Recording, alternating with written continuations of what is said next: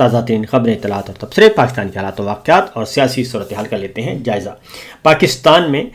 موسمی درجہ حرارت نقطہ انجماد سے گر چکا ہے اور سخت ترین سردی ہے، برف باری ہو رہی ہے اور لوگ جو ہیں وہ تھر تھر کانپ رہے ہیں، اور تیرا وادی میں تو بیچارے بے گھر لوگ جو ہیں وہ کھلے آسمان تلے زندگی گزارنے پر مجبور ہیں۔ ایک طرف یہ صورتحال ہے اور دوسری طرف پاکستان میں سیاسی درجہ حرارت بہت زیادہ بلند ہو رہا ہے، اور اس سیاسی درجہ حرارت میں مزید شدت آنے کا خدشہ ہے، اور یہ حکمرانوں کے لیے کوئی اچھی بات نہیں ہے۔ کچھ خبریں امپورٹنٹ جو کہ اب تک میچور ہو چکی ہیں، اس کے بارے میں آپ کو آگاہ کرتے ہیں۔ سب سے پہلے تو یہ خبریں تو بہت ہیں، لیکن پہلی خبر جو ہے وہ ہمارے پاس ہے اسرائیل اور امریکہ کا، یعنی کہ پریزیڈنٹ ٹرمپ اور نیتن یاہو کا جو بورڈ انہوں نے بنایا تھا اسرائیل سے متعلق، جسے بورڈ آف پیس کا نام دیا گیا ہے،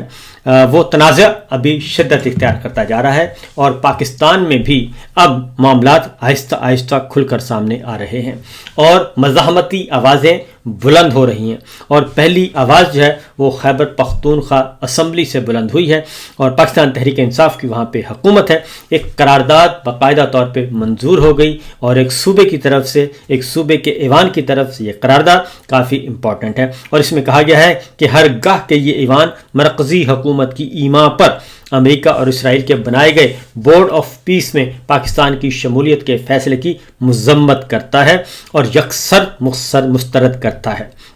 اور یہ واضح کرتا ہے کہ بورڈ آف پیس کی تشکیل اقوام متحدہ کے سیکورٹی کونسل میں پاس کیے گئے قرارداد کی اصل روح کے برعکس اور منافی ہے،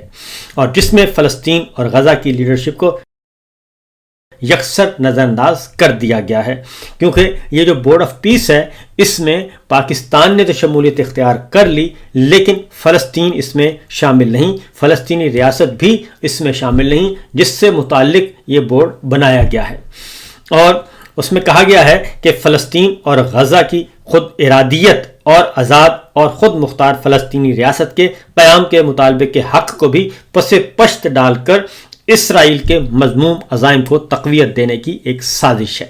اور امریکہ کی سربراہی میں جو کہ اسرائیل کے مظالم کا حمایتی ہے اور کئی بار اقوام متحدہ کے سلامتی کونسل میں غزہ جنگ بندی کی قرارداد کو ویٹو کر چکا ہے، اور اسرائیل اور فلسطین کے بارے میں دوہرا معیار رکھا گیا ہے، اور اسرائیل کی انسانیت سوز مظالم کے اوپر ناجائز حمایت جاری رکھی، اور یہ بورڈ آف پیس دکھائی دیتا ہے جس کا ایجنڈا امن کے بجائے فلسطین اور غزہ کی تباہی ہے۔ مزید یہ کہ بورڈ سب کمیٹی بھی بنا سکتی ہے جس میں اسرائیل کے ساتھ پاکستان کی ممبرشپ سے شدید خطرہ لاحق ہے، اور اسرائیل کی سربراہی میں سب کمیٹی میں پاکستان کو شامل کیا جائے گا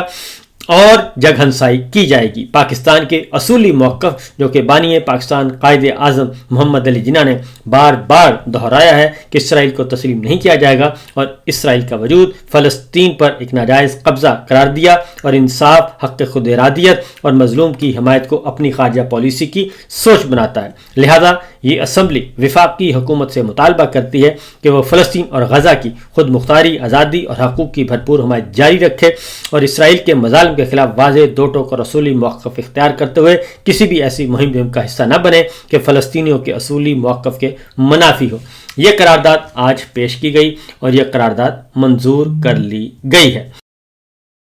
اور یہ پاس ہوئی ہے جی یونانیمسلی، اور اس میں یعنی اپوزیشن بھی شامل ہے، اس میں مسلم لیگ نواز، JUI، ANP سب کے سب یہ شامل ہیں، اور اس قرارداد کی کسی نے بھی مخالفت نہیں کی۔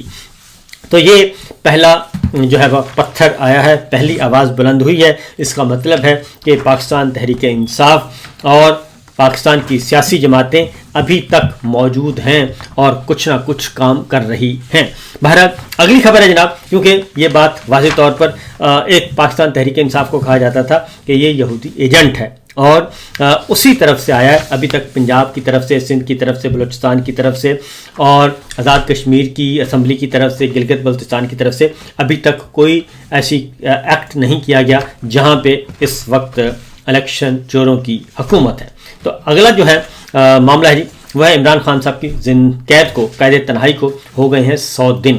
قید تنہائی کو 100 دن ہو گئے ہیں، غیر انسانی سلوک کیا جا رہا ہے، اور اس کے سلسلے میں پاکستان میں مکمل سینسرشپ عائد ہے، لیکن پاکستان سے باہر عالمی میڈیا اس کے بارے میں آواز اٹھا رہا ہے۔ اور برطانوی اخبار انڈیپینڈنٹ نے آج رپورٹ جاری کی ہے، اور انہوں نے واضح طور پر کہا ہے کہ عمران خان سے 100 دن ہو گئے ہیں ان کی غیر قانونی، غیر انسانی قید تنہائی اور جیل میں ان کے ساتھ غیر انسانی سلوک کو 100 دن ہو گئے ہیں اور قید تنہائی میں رکھا ہوا ہے۔ تو ان 100 دنوں میں عمران خان صاحب کے ساتھ جیل سے باہر کسی قسم کا کسی سے کوئی رابطہ نہیں، نہ ان کے فیملی ممبرز کا، نہ وکلا کا، نہ کسی اور شخصیت کا۔ اور اس میں واضح طور پر اس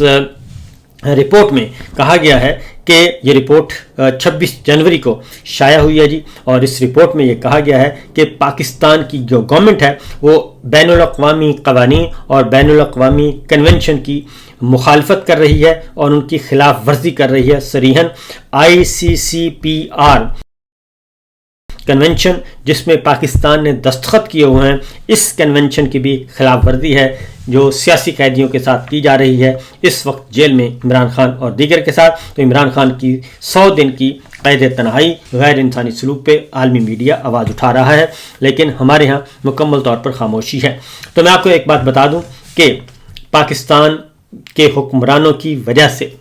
پاکستان کے خلاف ایک مقدمہ تیار ہو رہا ہے، اور وہ مقدمہ ہے انسانی حقوق کی مسلسل خلاف ورزیاں۔ آج وکلا کا سارا دن بائیکاٹ رہا عدالتوں کا، انہوں نے احتجاج کیا، مظاہرہ کیا، اور عدالتوں کا بھی بائیکاٹ کیا، اور خاص طور پہ ایک اور تناظر میں بھی دیکھا جا رہا ہے، کیونکہ آج بھرپور طریقے سے اس میں حصہ لیا گیا، اور سرکار سے جڑے ہوئے وکلا بھی اس میں حصہ لے رہے ہیں، جن کو عرف عام میں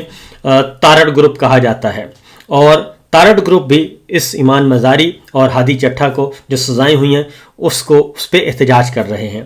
اب سوال یہ پیدا ہوتا ہے کہ کیا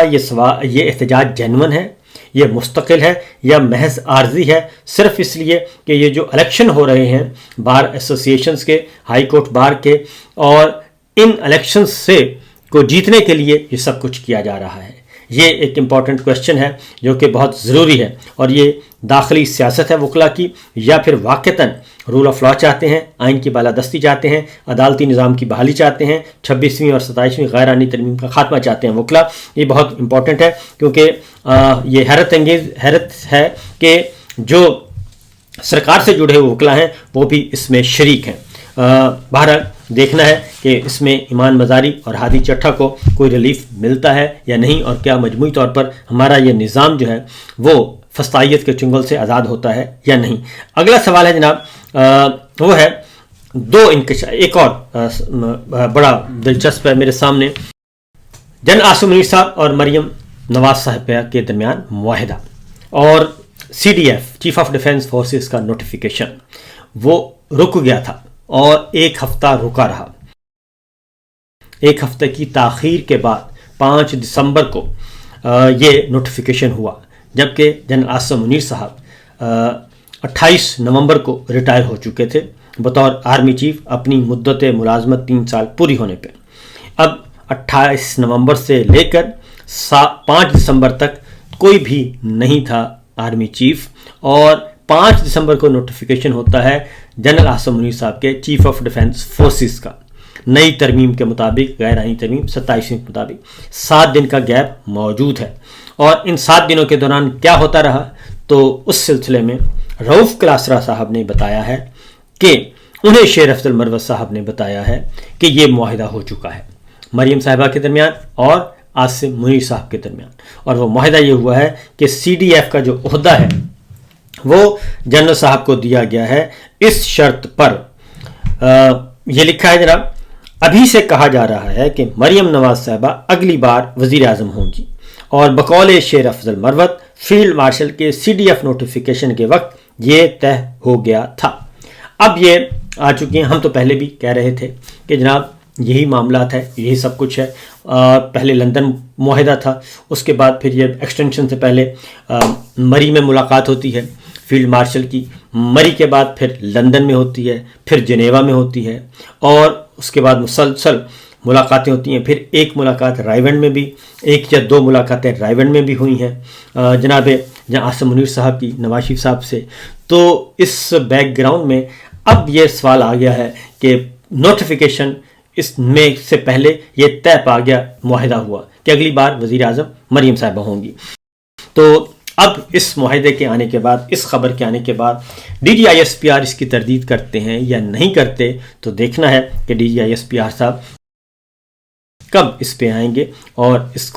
کی تردید کر دیں یا تصدیق کر دیں، خاموشی اختیار کریں گے تو اس کا مطلب ہے کہ وہ تصدیق کر رہے ہیں کہ یہ خبر بالکل درست ہے۔ اب ایک اور ہے جی، آگے بڑھتے ہیں۔ آج انہوں نے خیبر پختونخوا اسمبلی میں جو ہے فلور آف دا ہاؤس خطاب کیا ہے۔ فلور آف دا ہاؤس، اس میں انہوں نے بہت ساری باتیں بیان کر دی ہیں اور اس میں انہوں نے بتا دیا ہے کہ یہ معاملہ اس طرح نہیں چلے گا۔ خیبر پختونخوا میں انہوں نے تمام تر اداروں کو روک دیا ہے، کور کمانڈر کو، آئی جی ایف سی کو بھی روک دیا ہے کہ وہ کسی بھی جرگے میں شریک نہیں ہوں گے، اور جو کچھ ہوگا اب تحریری طور پر ہوگا، آن دا ریکارڈ ہوگا، اور زبانی کلامی اب کچھ نہیں ہوگا، کسی کو انگیج نہیں کیا جائے گا۔ آئی جی ایف سی اور کور کمانڈر اپنی سیاسی ملاقاتیں بند کر دیں، نمبر 1۔ نمبر 2 جو ہے حکومت کے ذریعے آئیں گے، قومی جرگہ بلانا ہے حکومت کے ذریعے ہوگا، یہ سب کچھ انہوں نے کر دیا۔ دوسرا انہوں نے کہا ہے وفاقی حکومت سے، انہوں نے کہا کہ وفاقی حکومت کا جو نوٹیفیکیشن آیا ہے اس نوٹیفیکیشن کے مطابق انہوں نے آئی جی ایف سی اور کور کمانڈر پر بھی عدم اعتماد کا اظہار کر دیا ہے اور ان کے خلاف منافرت پیدا پھیلائی ہے عوامی سطح پر، اور 24 رکنی کمیٹی کو بھی خطرے میں ڈال دیا ہے، اور اس لیے 24 گھنٹے کا الٹیمیٹم دیتے ہوئے انہوں نے کہا کہ اگر 24 گھنٹے کے اندر یہ نوٹیفیکیشن واپس نہ لیا گیا، یہ اعلامیہ وزارت اطلاعات و نشریات تارڑ کا وفاقی حکومت کا نوٹیفیکیشن واپس نہ ہوا، تو پھر وہ ایک جرگہ بھی بنائیں گے، آفریدی قبائل میں بھی جائیں گے اور قبائلیوں کو سب کو اکٹھا کریں گے اور اس میں لاہ عمل کا اعلان کریں گے۔ اب یہ ایسا نہیں چلے گا، اس لیے انہوں نے 24 آورز کا دے دیا ہے جی الٹیمیٹم۔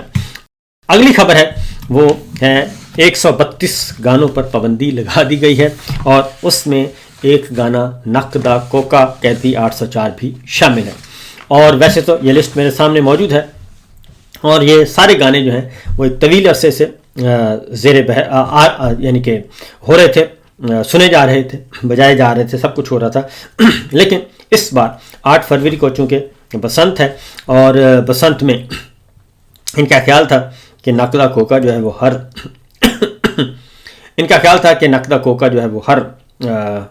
جو ہے چھت پہ گونجے گا، لہذا نقدہ کوکا پر پابندی لگانے کے لیے انہوں نے 132 گانوں پر پابندی لگا دی ہے، اور یہ گانے بڑے مزے کے ہیں، اور پھر کسی وقت آپ کو اس کی تفصیل بتاؤں گا۔ اور اس طرح انہوں نے بہت سارے گانوں پر پابندی لگائی ہے، 132 گانے ہیں، یہ پوری لسٹ دوں گا میں آپ کو، تو تاکہ آپ بھی محتاط رہیں۔ فی الوقت اتنا ہی، اجازت دیجیے، اللہ حافظ۔